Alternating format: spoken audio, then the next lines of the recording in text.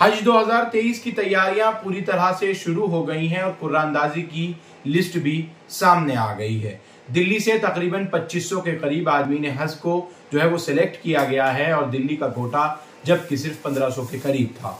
लेकिन एक दूसरी बड़ी खबर दिल्ली स्टेट हज कमेटी से जुड़ी हुई दिल्ली के पुरानी दिल्ली के इस तुर्कमान गेट पर स्थित हज मंजिल यानी हज हाउस की है, जहां ड्यूसिप द्वारा 1,31,00,000 रुपए का किराएदारी का नोटिस दिल्ली सरकार की तरफ से भेजा गया है।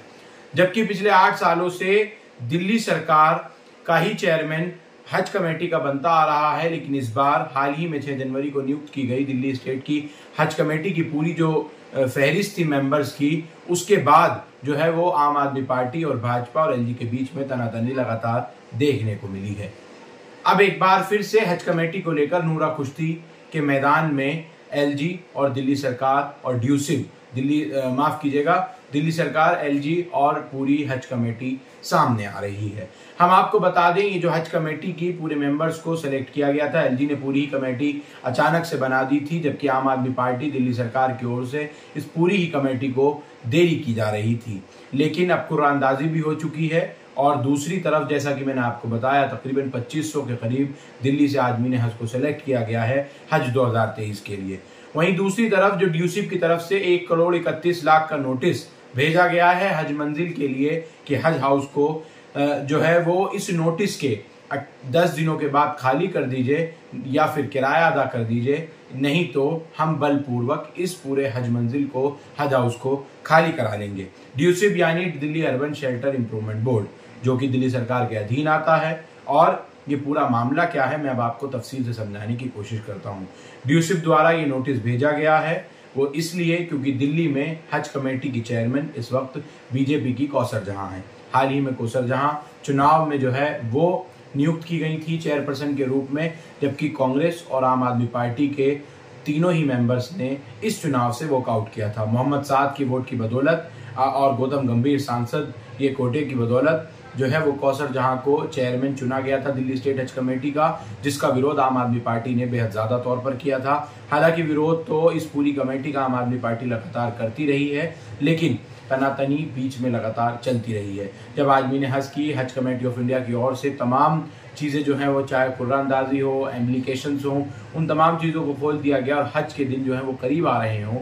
अब ऐसे में एक ये नोटिस ड्यूसिप दिल्ली सरकार की तरफ से आना ये दर्शाता है कि दोनों ही, चाहे वो इस कमेटी को लेकर वो जो विरोध जता रहे थे वो अभी लगातार उनके मन में है और वो इसको लेकर जो है वो लगातार उत्तेजित हो रखे हैं। ड्यूसिप की तरफ से इस नोटिस का भेजना सामाजिक कार्यकर्ता और आम नागरिकों का कहना है। हमने कई लोगों से ऑन कैमरा बात करनी चाहिए, लेकिन सभी ने इस मामले में बात करने से इनकार किया। हमने हज कमेटी, दिल्ली स्टेट हज कमेटी के कई लोगों से बात करने की कोशिश की, बात की भी, लेकिन उन्होंने भी ऑन कैमरा साफ तौर पर बात करने से इनकार कर दिया। हमने कई मेंबर्स से भी बात करने की कोशिश की, लेकिन उन्होंने भी इसमें दखल अंदाजी देने से बिल्कुल मना कर दिया। अब बात समझने लायक है, जब हज का वक्त करीब आ रहा है उस वक्त ड्यूसिप का ये नोटिस आना और ये कह देना कि 10 दिनों के अंदर या तो हज मंजिल को खाली कर दीजिए या फिर किराए को अदा कर दीजिए, ये अपने आप में एक बेहद बड़ा मुद्दा है। आखिर क्यों आजमीन हज में दखल अंदाजी दिल्ली सरकार देना चाहती है? क्या ये इस कमेटी का विरोध है या चेयरपर्सन कौसर जहां का विरोध है या फिर इस पूरी ही जो है वो हज कमेटी का विरोध कर रही है? अगर ये नोटिस ड्यूसिप से दिल्ली सरकार की तरफ से भेजा गया है साल 2023 हज से पहले, आखिर ये पिछले 8 सालों से क्यों नहीं भेजा गया? क्योंकि किराया तकरीबन 15 वर्षों का है जो कि रुका हुआ है। 11,100 कुछ रुपए प्रति माह का किराया ड्यूसिप को देना होता है दिल्ली स्टेट हज कमेटी को, वो इस बार नोटिस आया है। और इस नोटिस की रिसीविंग डेट जिसमें ये कहा गया है कि 10 दिनों के अंदर या तो किराया जमा कर दीजिए या इस हॉल को खाली कर दीजिए, नहीं तो हम बलपूर्वक फोर्स लगाकर खाली करा लेंगे। तो मैं आपको बताने की कोशिश करूं, ये 28 तारीख को यानी 28 मार्च को इसकी रिसीविंग की गई है। 5 दिन अभी तक गुजर चुके हैं और बकाया 5 दिन है। 5 दिनों बाद Delhi urban shelter improvement board इसमें कुछ ना कुछ जो है वो कार्रवाई करेगा। वहीं इस पूरे मामले को लेकर नूरा कुश्ती के बीच में एक वफद दिल्ली स्टेट हज कमेटी का, जिसमें काउंसलर नाजिया दानिश कांग्रेस से, चेयरपर्सन कौसर जहां और मोहम्मद साद कल दिल्ली के लेफ्टिनेंट गवर्नर वीके सक्सेना से मिले और उन्होंने वहां इस पूरी परेशानी को लिखित रूप में एलजी विनय कुमार सक्सेना को बताया। उन्होंने साफ तौर पर कहा है कि आप बेफिक्र रहिए, आप हज की तैयारियां कीजिए, हम जो है वो डायरेक्शन देकर सभी अधिकारियों से ड्यूसिप से बात करने की कोशिश करते हैं। लेकिन देखने वाली बात यह है, अगर इस वक्त इस मौके पर दिल्ली स्टेट हज कमेटी अगर इस किराए को चुकाती है तो क्या वो आजमीन हज 2023 को तमाम सहूलतें मुहैया करा पाएंगे, क्योंकि तकरीबन 1.25 करोड़ रुपए से जायद फंड अगर इस काम में लग जाएगा तो फिर जो है वो तमाम चीज़ें कैसे हाजियों के लिए सहूलतें मुहैया करा पाएंगे। दूसरी तरफ एक और जब ये कमेटी विरोधाभास लगातार इसमें देखने को मिल रहा है, आगे ये भी देखना बेहद कीमती होगा, क्योंकि दिल्ली स्टेट हज कमेटी दिल्ली सरकार के ही अधीन आती है। यहाँ के तमाम इंतजामात, यहाँ की फंडिंग वगैरह सब दिल्ली सरकार ही देती है। अब जब 2023 का हज करीब आ रहा है, जो खर्च है, एक्सपेंस है इस एम्बार्केशन पॉइंट दिल्ली से, तो उसमें जो फंड दिल्ली तकरीबन 2-2.5-3 करोड़ रुपए का सालाना हर बार दिल्ली स्टेट हज कमेटी को चाहिए होता है, क्या वो आम आदमी पार्टी की दिल्ली की सरकार इस बार देगी या नहीं देगी। जैसे हज करीब आ रहा है वैसे वैसे ये तमाम चीज़ें सोचने को मजबूर कर रही हैं। क्या इस बार हज को आसान किया जाएगा या फिर इसी तरह से नूरा कुश्ती के तले तमाम हाजी जो आदमीन हज हैं, हज करना चाहते हैं, हज के लिए जा रहे हैं, वो सहूलियतों में रह पाएंगे या उनको वो तमाम सहूलतें नहीं मिल पाएंगे। मैं आपको बता दूं, दिल्ली एम्बार्केशन पॉइंट से 6 राज्यों के आदमीन हज जो है यहाँ से दिल्ली से उड़ान भरते हैं और इसी हज मंजिल को पहुंचकर वो यहाँ से अपने तमाम दस्तावेजों का जो भी कार्यक्रम है उसको पूरा कराते हैं। टीकाकरण वगैरह तमाम चीज़ें यहीं से पूरी की जाती हैं। अब देखने लायक ये होगा क्या ये हज कमेटी आसानी के साथ चल पाएगी सकुशल तरीके से, या फिर इसी तरह से भाजपा की तरफ से जो बनाई गई है कोसर जहां उनके विरोध को लेकर, या फिर जो इस पूरी कमेटी का विरोध आम आदमी पार्टी ने किया है, उस बीच में ये कमेटी 3 सालों तक काम कर पाएगी या 2023 का हज आसानी के साथ मुकम्मल करा पाएगी।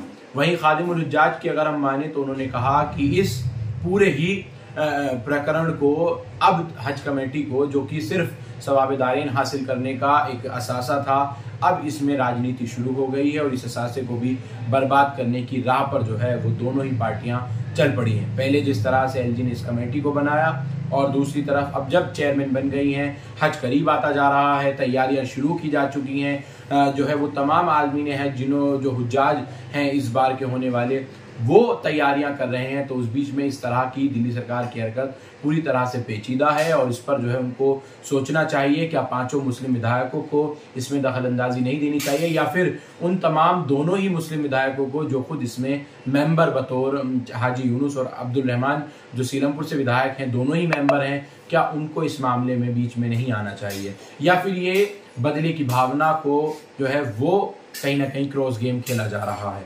अब देखना होगा कि हज 2023 कितना आसान रहेगा और कितना मुश्किल रहेगा। वहीं हमने एक सामाजिक कार्यकर्ता शाहिद गंगोई से बात की और हमने उनसे पूछना चाहा कि आपको क्या नजर आता है, तो उनका कहना ये है शायद ये कमेटी अगले 3 सालों तक या फिर इस हज को आसानी से मुकम्मल नहीं करा पाएगी, जिस तरह के हालात लगातार नजर आ रहे हैं। अभी हाल ही में पीछे चेयरपर्सन कोसर जहां द्वारा एक गेट टुगेदर तमाम पत्रकारों के साथ बुलाई गई, जिसकी जो है जानकारी किसी भी मेंबर को नहीं दी गई थी, और कई ऐसे काम हैं, हर फाइल पर साइन जो है वो खुले तौर पर किए जा रहे हैं, तमाम चीज़ों को पेश किया जा रहा है और एक तरफ ये सियासत का अड्डा दिल्ली स्टेट हज कमेटी को बनाया जा रहा है। लेकिन देखना होगा कि आगे क्या होगा। हमने वहीं मेंबर से भी बात करने की कोशिश करी, लेकिन उन्होंने कहा कि अभी कुछ भी कहना जल्दबाजी है। हमारी मुलाकात दिल्ली के lieutenant governor LG Vinay Saxena से हो चुकी है। उन्होंने हमें आश्वासन दिया है कि आप लोग हज की संपूर्ण तरीके से तैयारी कीजिए।